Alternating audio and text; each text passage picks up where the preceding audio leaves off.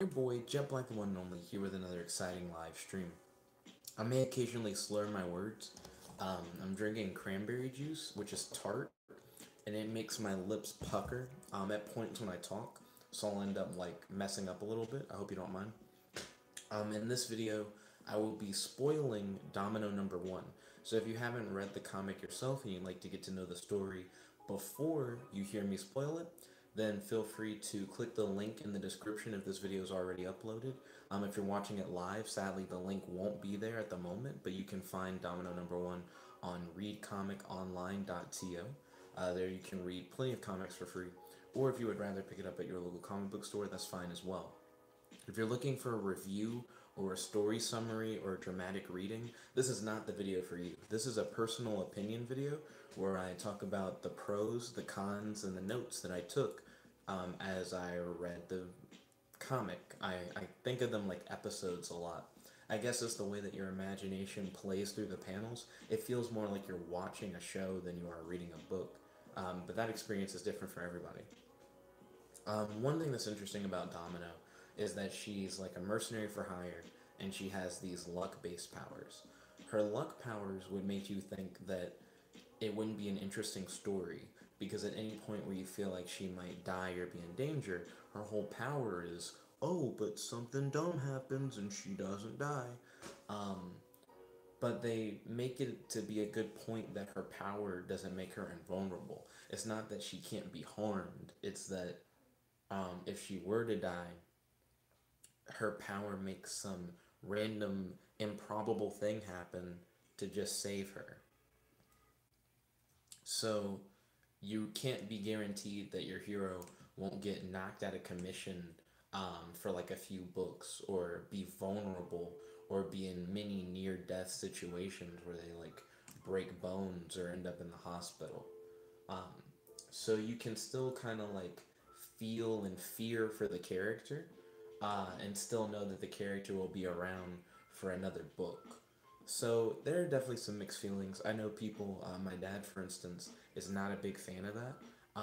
He argues that superhero comics in general have that, where they're not just going to kill off your favorite character. So in any situation where it seems like there's a conflict and your hero has no way out, of course your hero is going to find a way out, because if they didn't, then the story would just kind of end.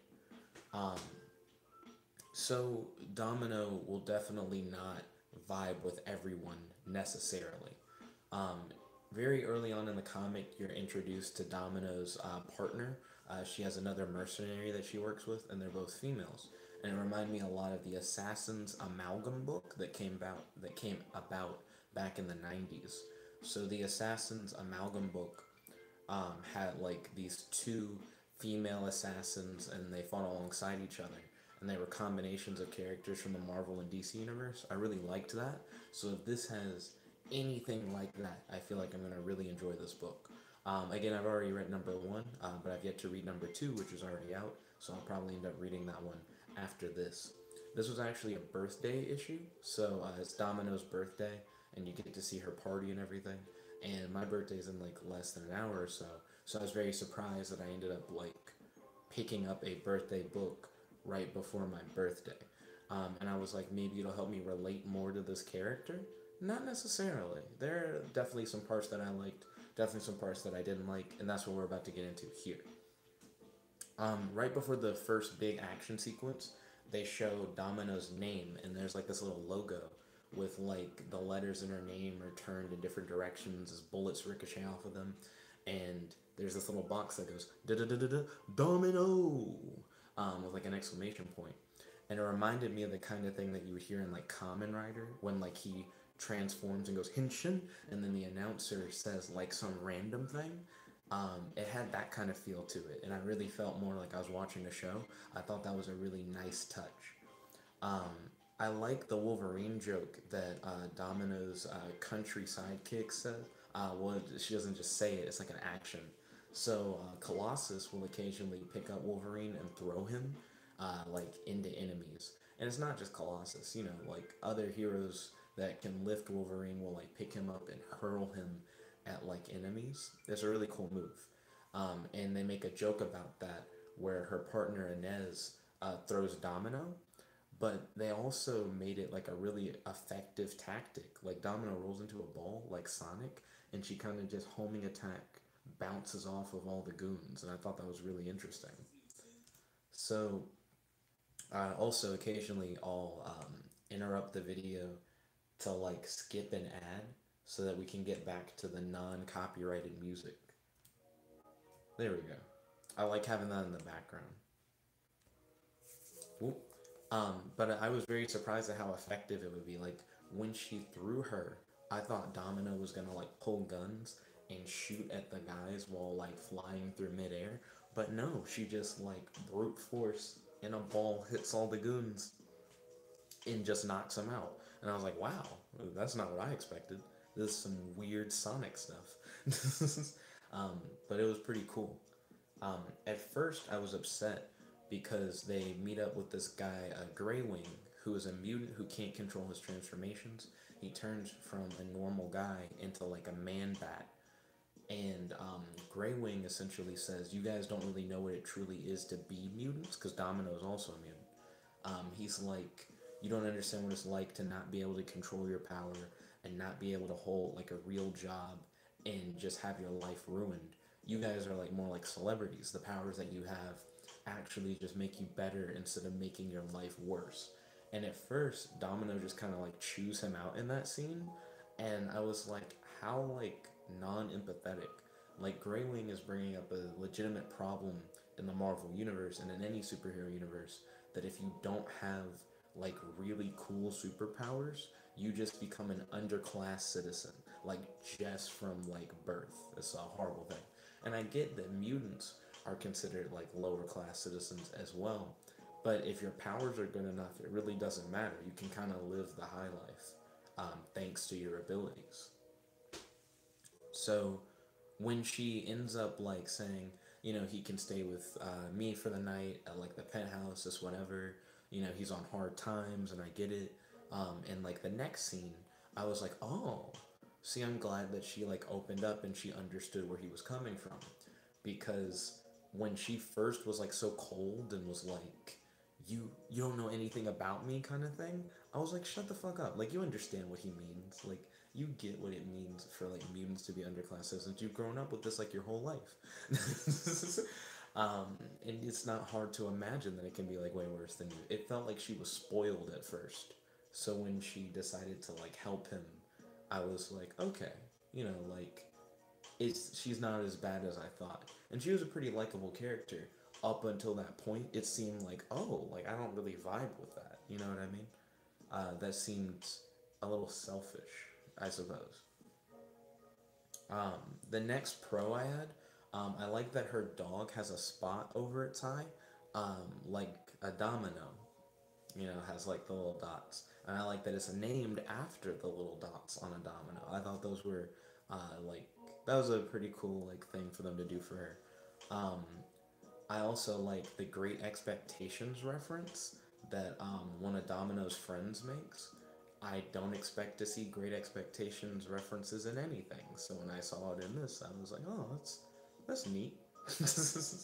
That rarely comes up. So then, moving forward from there, um, it's Domino number one. This is the first issue, and it ends in a cliffhanger where it seems like she's going to die. She has a power that straight up makes it where if she's going to die, she'll luck out and she won't die. She's on the cover of issue number two, but honestly, I've been here before. Superwoman in the DC Comics range, spoilers for Superwoman ahead, Lois Lane ends up getting the powers of Superman for a little bit. And she's on the cover of like the first few issues of Superwoman, maybe even more. Like she keeps coming up on the cover of like the Superwoman books. But she like dies like in either the first or the second issue. And the book actually isn't about her. She's actually not the main character. And I thought that was crazy. That actually like really threw me off. Um, and if Domino was the same way, if it was a thing where it's like, oh, you think it's about Domino, but in reality it's not about Domino, um, then I'd be really surprised. Um, but they did a good job of making her feel powerless by the end of the book. You're like, oh snap, like it doesn't seem like she'll actually get out of this. However, as I was going through the prose, I realized what's going to happen. So, Domino's at a party that has been thrown for her.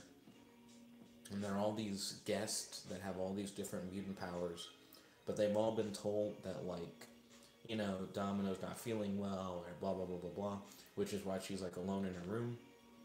And this woman has put a price on Domino and her friends' heads, and she's broken into Domino's room, but no one's going to check on Domino because everyone's been told that Domino's going to just chill for a bit and that they should enjoy the party.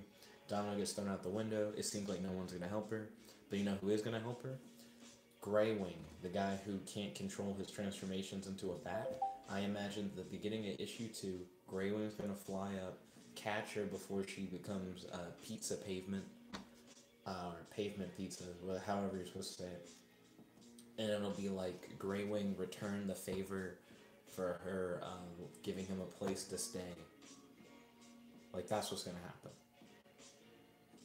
They really got me too, but I thought about it a little bit. And it's like, why introduce a mutant who in particular turns into a giant flying bat? And they never showed off him flying with his bat powers either. So they don't make you think about it necessarily. But I almost guarantee issue number 2 of Domino, Greywing's gonna fly in and just save her. Cons. Let's get to the cons. I get that Domino has trauma, but I was really surprised when it suddenly hit her all at once and she just started drinking. I personally can't relate to stuff like that. Like, I guess I'm not used to just being randomly hit with, like, trauma for no reason. If I get sad, it's normally, like, pre-prompted or it has a reason. I don't just feel sadness out of nowhere. And she had a really, like, high moment, too. Like, where it's, like, all her friends are around her and it's her birthday and she's, like, listening to music. So for her to get, like, really emotionally sad and just start thinking about things that are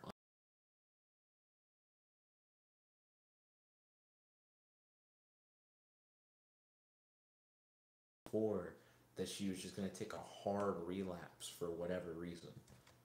So I was really surprised by that. Skipping an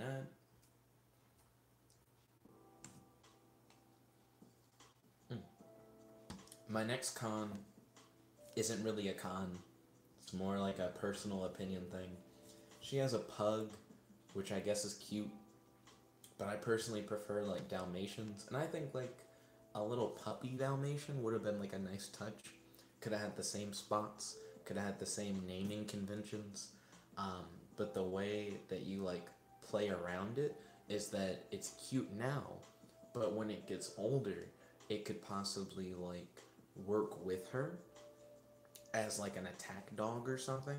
Like, it'll grow into a dog that actually could be, like, more aggressive and helpful, and maybe it could even be like a mutant dog or something, but she doesn't know it and she'll learn it later. I feel like that would have been really cool. The pug just seems like it'll be a cute little mascot character and possibly be used against her later. Like, oh no, my cute pug. And maybe the pug will be a mutant too, and maybe in that situation the pug will save itself and we learn that it can do more than we thought. I don't know. But I do think they're gonna do something with the dog. It's not just there. It'd be crazy if the dog saved her. That'd actually be rather unexpected.